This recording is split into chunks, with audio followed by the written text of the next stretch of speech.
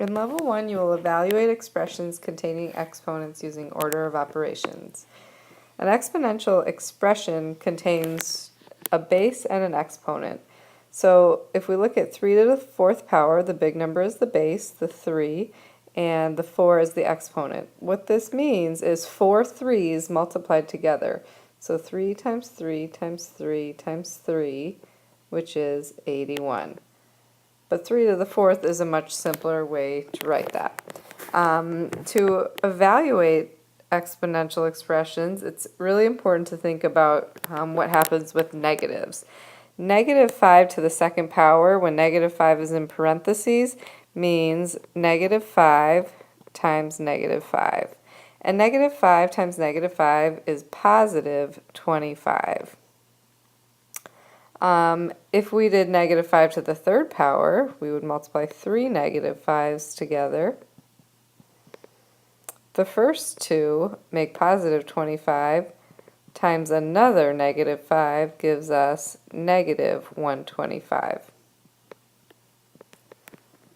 And then negative 5 to the 4th power is 4 negative 5's multiplied together. And those first three we already found make negative 125. Multiply that by another negative 5 and we get positive 625.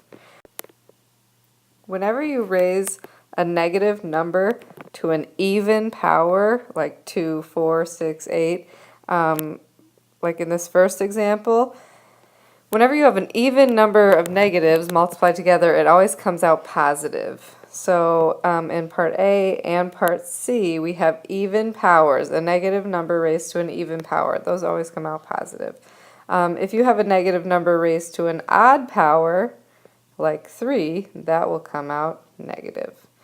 Now, part D is a little different because the negative 5 is not in parentheses.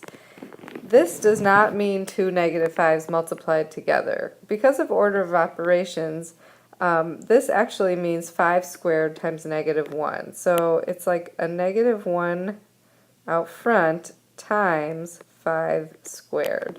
And with order of operations, we do exponents before we multiply. So it's negative 1 times 25, which is negative 25. Now, it's really important when you plug something like this in your calculator, if you mean to square the number negative 5, you have to use parentheses. Because if you don't put the negative 5 in parentheses, your calculator will do what we just did in part D, which is not the same thing. So it's important to know that distinction. Okay, in number 2, we're just evaluating. So we're plugging in some numbers into an expression and using order of operations. So for A, I plug in negative 2, and whenever I plug in a negative number raised to a power, I use parentheses. So I get negative 2 squared minus negative 2 times 6. And order of operations says we do exponents first. Negative 2 squared is positive 4. Next, I would multiply. So I save my subtraction for last. Negative 2 times positive 6 is negative 12. And then 4 minus negative 12 is the same as 4 plus 12, which is 16.